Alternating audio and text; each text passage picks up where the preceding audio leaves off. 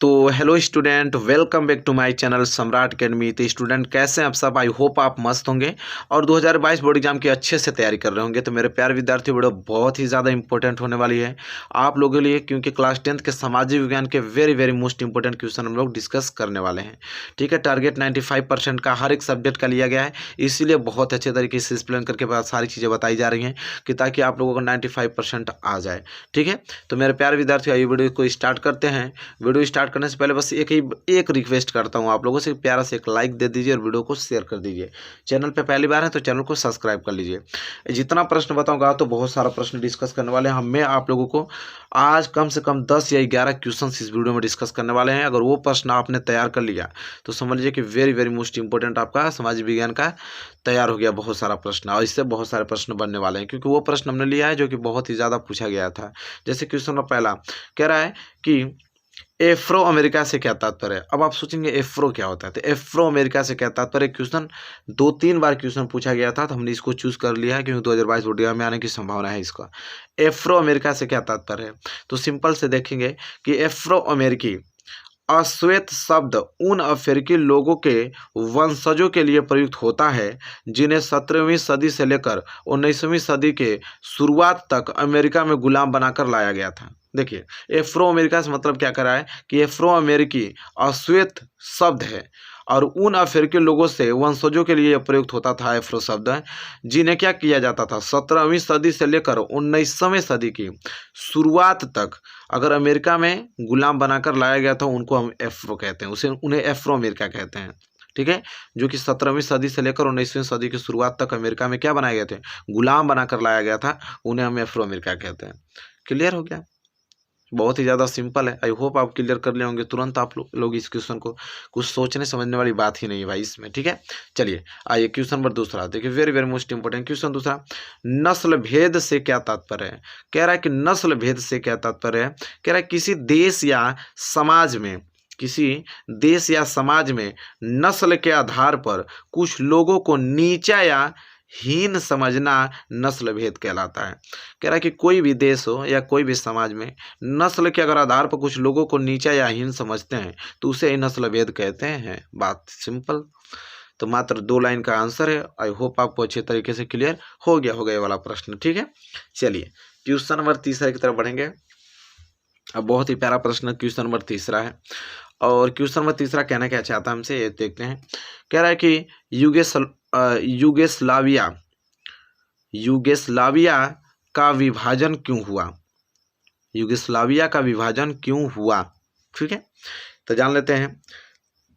आर्थिक और जातीय विभाजन के आधार पर शुरू हुई राजनीतिक होड़ में यूगोस्लाविया कई टुकड़ों में क्या हुआ, बट गया।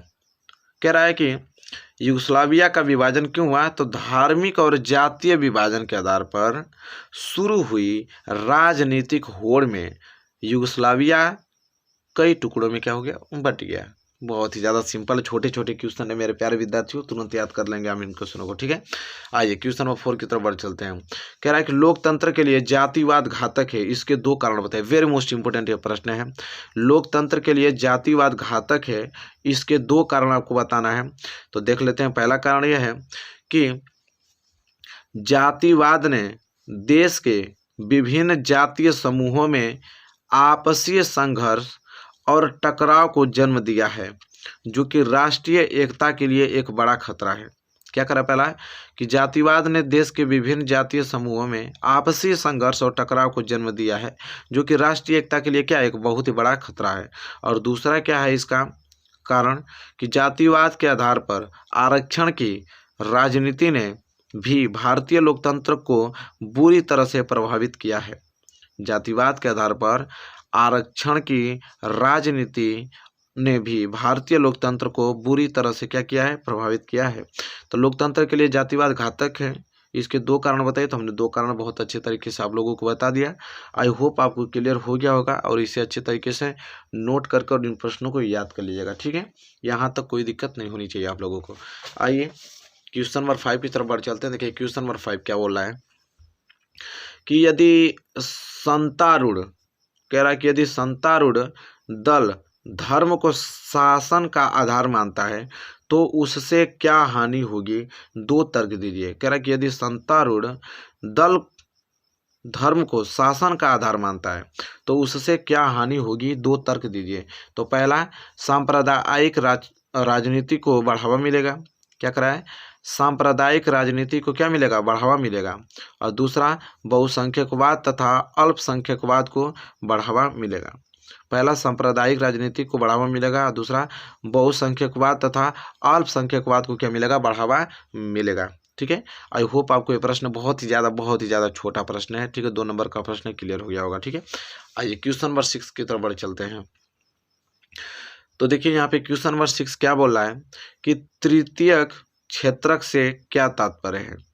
तृतीयक क्षेत्र से क्या तात्पर्य है, तो आइए जानते हैं कि तृतीयक क्षेत्रक कहते किसे हैं। कह रहा है कि इसके अंतर्गत क्रियाएं किसी वस्तु का उत्पादन नहीं करती बल्कि सेवाओं का उत्पादन करती हैं।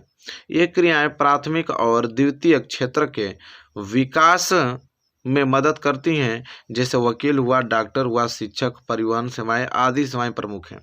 तृतीयक क्षेत्र किसे बोल रहा है कि इसके अंतर्गत क्रियाएं जो होती हैं ना, किसी वस्तु का उत्पादन नहीं करती हैं बल्कि क्या करती हैं, सेवाओं का उत्पादन करती हैं। ये क्रियाएं प्राथमिक और द्वितीयक क्षेत्र के विकास में क्या करती हैं, मदद करती हैं, जैसे वकील, डॉक्टर, शिक्षक, ये सब क्या करते हैं, मदद करते हैं। परिवहन सेवाएं आदि ये सब क्या है, तृतीयक क्षेत्र के अंतर्गत आते हैं। तो मेरे प्यारे विद्यार्थियों, आई होप आपको ये प्रश्न अच्छे तरीके से क्लियर हो गया होगा कि तृतीयक क्षेत्रक से क्या तात्पर्य है। ठीक है, कोई डाउट नहीं होना चाहिए। बस इन प्रश्नों को नोट करके अभी तो आपको याद हो गया होगा, अभी जस्ट पढ़े होंगे तभी याद हो गया होगा। ठीक है, एक बार रिवाइज कर लेंगे, सारा डाउट क्लियर हो जाएगा। ठीक है, आइए क्वेश्चन नंबर 7 की तरफ बढ़ चलते हैं। क्वेश्चन नंबर 7 देखिए, वेरी मोस्ट इंपॉर्टेंट क्वेश्चन कि कह रहा है कि मौसमी बेरोजगारी क्या है। वेरी मोस्ट इंपॉर्टेंट क्वेश्चन है कि मौसमी बेरोजगारी क्या है। तो सिंपल में जवाब दे पाएंगे कि मौसमी बेरोजगारी वह स्थिति है जिसमें लोगों को पूरे साल काम नहीं मिलता, साल के कुछ महीनों में यह लोग बेरोजगार रहते हैं।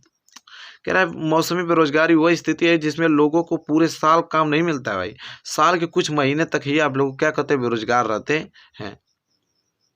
साल के कुछ महीनों में ये लोग बेरोजगार रहते हैं, मतलब साल भर काम इनको नहीं मिलता है, कुछ दिनों तक मिलता है, 2 3 4 5 महीने तक मिलता होगा, उसके बाद हर महीने बेरोजगार बैठे रहते हैं। उसी को अरे मौसमी बेरोजगारी कहते हैं। तो आई होप आपको क्वेश्चन नंबर 7 अच्छे तरीके से क्लियर हो गया होगा, कोई भी डाउट नहीं होगा क्वेश्चन नंबर 7 में। ठीक है, आइए क्वेश्चन नंबर 8 की तरफ बढ़ चलते हैं, देखते हैं क्या कह रहा है क्वेश्चन नंबर 8। क्वेश्चन नंबर 8 कह रहा है कि रोजगार के संगठित क्षेत्र को परिभाषित कीजिए। कह रहा है कि रोजगार के जो संगठित क्षेत्र हैं उसको परिभाषित कीजिए। तो देखिए उत्तर क्या लिखेंगे कि संगठित क्षेत्र या क्षेत्रक से तात्पर्य उन उद्यमों अन्यथा कार्य स्थानों से है, उन उद्यमों अथवा कार्य स्थानों से है जहां रोजगार की अवधि नियमित होती है, जहां रोजगार की जो अवधि है वो क्या होती है, नियमित होती है।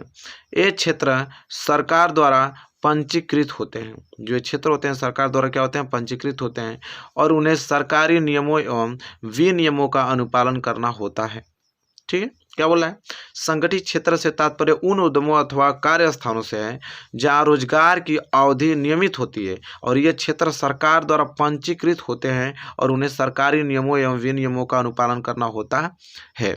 इसे कहते हैं रोजगार के संगठित क्षेत्र। ठीक है, क्लियर हो गया। प्रश्न नंबर 8वां वेरी मोस्ट इंपॉर्टेंट था। ठीक है, आइए प्रश्न नंबर 9 की तरफ बढ़ चलते हैं। प्रश्न नंबर 9 देखिए क्या बोल रहा है।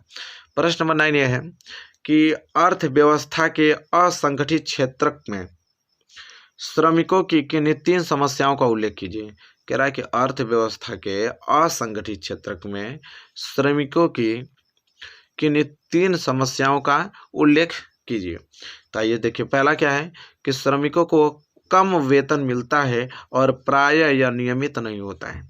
कह रहा है श्रमिकों को कम वेतन मिलता है और प्रायः या नियमित नहीं होता है। और दूसरा यह है समस्या कि श्रमिकों का रोजगार अनिश्चित होता है।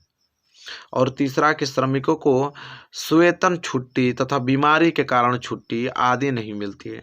श्रमिकों को स्वेतन छुट्टी तथा बीमारी के कारण भी छुट्टी आदि नहीं मिलती है। तो यहाँ था अर्थव्यवस्था के असंगठित क्षेत्र में श्रमिकों की किन्हीं 3 समस्या थी, तीनों को हमने एक्सप्लेन करके आप लोगों को लिखा है। अच्छे तरीके से एक एक लाइन का है, पढ़ते रहेंगे समझ में आता है जाएगा आपको। ठीक है, और पेपर में बहुत आसानी से इन क्वेश्चनों का उत्तर आप दे पाएंगे। चलिए आइए प्रश्न नंबर 10वां देख लेते हैं। प्रश्न नंबर 10वां है, असहयोग आंदोलन कब और क्यों वापस लिया गया। वेरी मोस्ट इंपोर्टेंट छोटा ही क्वेश्चन है। असहयोग आंदोलन कब और क्यों वापस लिया गया। तो जवाब बहुत ही ज़्यादा सिंपल दे पाएंगे आप कि असहयोग आंदोलन 1922 ईस्वी में चौरा की घटना के कारण वापस लिया गया। असहयोग आंदोलन कब और क्यों वापस लिया गया। असहयोग आंदोलन 1922 ईस्वी में चौरा की घटना के कारण वापस लिया गया। Question number 10 clear. आइए क्वेश्चन नंबर 11 की तरफ बढ़ चलते हैं। क्वेश्चन नंबर 11 देखिए, वेरी मोस्ट इंपोर्टेंट क्वेश्चन है। क्या बोल रहा है कि पूना पैक्ट पर किसके हस्ताक्षर हुए हैं, उसकी 2 शर्तें लिखें। कह रहा है कि पूना पैक्ट पर किसके हस्ताक्षर हुए हैं और उसकी 2 शर्त लिखना है। तो पूना पैक्ट पर गांधी जी और डॉक्टर V.R. अम्बेडकर के हस्ताक्षर हुए हैं। सितंबर 1932 में हुए पूना पैक्ट की 2 शर्तें निम्नलिखित है। कौन कौन पूना पैक्ट की 2 शर्तें। तो पहला, अंबेडकर द्वारा दलितों के लिए अलग निर्वाचन क्षेत्रों की मांग को वापस लेना, और दूसरा यह था कि दलित वर्गों को प्रांतीय एवं केंद्रीय विधायी परिषदों में आरक्षण दिया जाना। तो ये 2 क्या था उनके शर्त हैं। पहला, अंबेडकर द्वारा दलितों के लिए अलग निर्वाचन के क्षेत्र को मांग उन्होंने किया था, उनको वापस ले लिया गया। और दूसरा कि दलित वर्गों को प्रांतीय एवं केंद्रीय विधायी परिषदों में आरक्षण दिया जाना। और यह था कि पूना पैक्ट पर किसके हस्ताक्षर हुए हैं। तो पूना पैक्ट पर गांधी जी और डॉक्टर V.R. अम्बेडकर जी के हस्ताक्षर हुए। ठीक है, तो यहाँ पे जैसा आपने देखा कितना प्रश्न हमने आपको डिस्कस किया, 11 प्रश्न। 11 बहुत ही ज़्यादा छोटा था, सिंपल था। ठीक है, वीडियो भी बहुत ज़्यादा बड़ी नहीं है, और आपने देखा होगा तो सब कुछ आपके दिमाग में चल भी रहा होगा। एग्जाम में आएगा तो 100% गारंटी आप इसको लिख पाएंगे। ठीक है, क्योंकि बहुत ही ज़्यादा छोटा इसमें दिमाग लगाने वाली कोई बात नहीं है। ये प्रश्न पहले से आपको याद भी रहे होंगे, नहीं याद रहे होंगे तो याद कर लीजिएगा। बहुत ही ज़्यादा महत्वपूर्ण ये प्रश्न हैं 2022 बोर्ड एग्जाम की दृष्टिकोण से। तो चलिए मेरे प्यारे विद्यार्थियों, प्लेलिस्ट बनी है, हर एक सब्जेक्ट की डेली वीडियोज़ आ रही हैं, आपको देखना है और अच्छे से पढ़ाई करना है, और 95% का जो टारगेट है उसको अचीव करना है। तो आई होप आपको ये प्रश्न सारे क्लियर हो गए होंगे। वीडियो पसंद आए तो लाइक कीजिए, और चैनल पर नए हैं तो चैनल को सब्सक्राइब करके बेल आइकन को प्रेस कर लीजिए। मिलेंगे एक प्यारे से नेक्स्ट वीडियो में, तब तक के लिए धन्यवाद।